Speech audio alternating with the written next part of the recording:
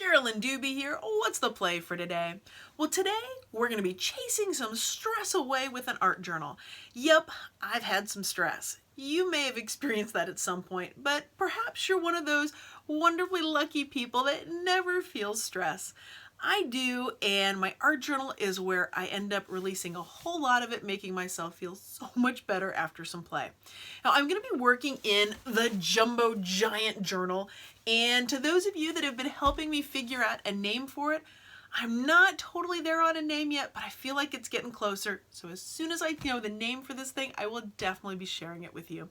Now in this video, you're gonna see me art journal and how I get my thoughts and feelings out onto the page, and then how the play, well, one of the things that I can do at the very end, you're gonna see one of my favorite things to do to help me just get lost in the play. So here's the page that I turned to in the Giant Journal. Now, because I'm feeling overwhelmed by a to-do list, I decided to use some of these self-inking stamps for planners and that kind of stuff, and it's for putting a list in things.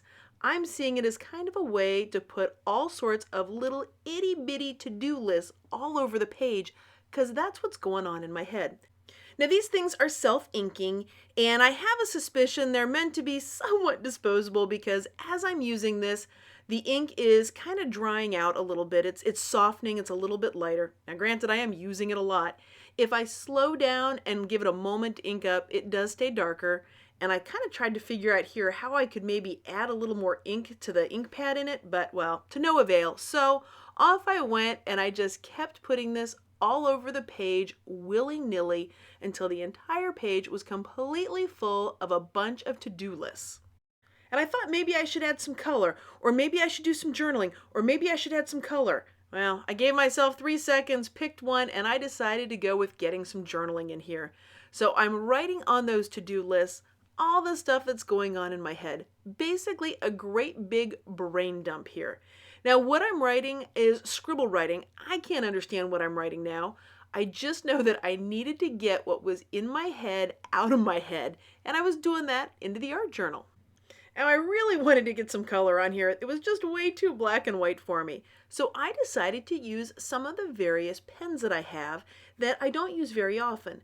Now these pens have a fine tip. They're a felt pen that has that fine tip. It's kind of got one of those hard tips. And those do not react well at all to any kind of paint or mixed media surface. I tend to ruin these pens pretty quickly.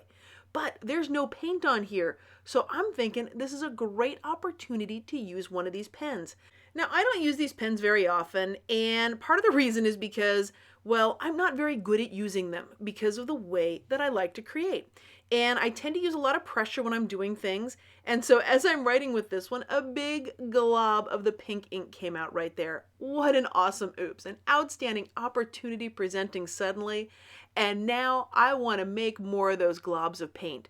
I love that look. I love the unexpected bits. And I think it's hilarious that the more I wanted to do it, the less I could do it. It was only when I wasn't trying, that's when it happened.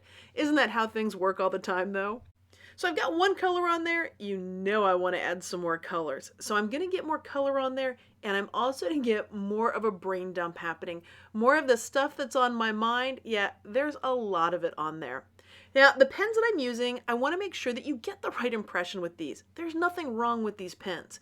And I've got a couple of different companies' pens that I'm using here, and it really doesn't matter what brand it is, I tend to have the same result with it. And that tells me that it is user error, nothing to do with the pens, so just keep that in mind. Well, now I'm going to bring in the super jumbo big Sharpie marker, and I'm going to do the same thing. I'm just writing down what's on my mind. I'm getting all that stress out of me and right onto the page. And the more that I write, the looser it becomes, the more I'm getting back to who I really am instead of this little ball of stress knots that I was and that my family so politely pointed out that I was there again. And when I brought in the regular size Sharpie marker here, I started thinking, you know, I just don't want to do all this stuff. I have got this giant long to-do list and I don't really want to do it. So I want to capture that feeling in there, and I'm going to use part of a stencil. Now this is my Teenage Angst stencil, and it has all sorts of phrases on it. And what I did is I just took a pair of scissors and I cut them all apart. That way I can use them, well, a little bit differently. Feels a little different having all the phrases cut up. And I picked the one that matched what I was feeling, and that is, I don't want to. Yep, my inner teenager was basically saying, I don't want to do all this stuff. Now notice how when I just stenciled that last one, that there was lots of black around it, kind of like a frame. That's one of the benefits of cutting the phrases apart, because I can either do it neatly and do just the words, or I can go around the edges and create a very loose frame to go around it too. Well, now it's time to bring in the rainbow. Now I've got some paints over there on the palette, and I'm going to mix up a custom orange here. I'm going to put some red in there, and then I'm going to put some yellow in there because red and yellow make orange. That way I can end up with an entire rainbow of colors here. Now the paints that I'm using are very fluid. You can tell that by looking at that, right? They are by Pam Carriker. They're her sheer colors. So not only are they fluid, but they're also sheer.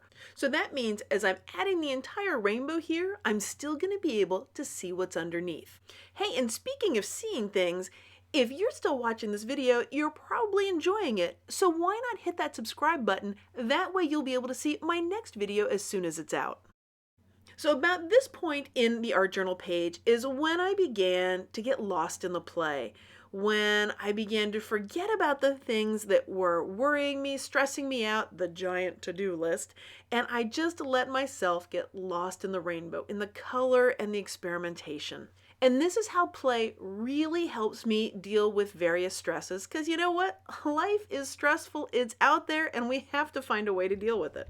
Now, painting definitely helps with the stress for me, but there's one other thing that I can do that really chases stress away, and that is splatter paint. Now, to do splatter painting, a couple of things make it a little bit easier. One is having a very fluid paint, and if you don't have a fluid paint, just water it down and then splatter it around. And the other thing is really sturdy paintbrushes, because watch this paintbrush, I'm going to slow it down, and you're going to see the head of it just go flying. Turns out, yep, it helps if your brushes stay together when you're splatter painting. Now this page is extremely wet, and I want to give it time to air dry, because if I were to use a heat gun, it would push my splatters all around the place, and I want my splatters to stay just as they are. So what I'm going to do is let this dry. I'm going to step away from it and then come back tomorrow and finish up the page. So that'll be part 2 of this page, and I'll be sharing that video soon. So again, make sure you're subscribed, that way you'll be sure to see it.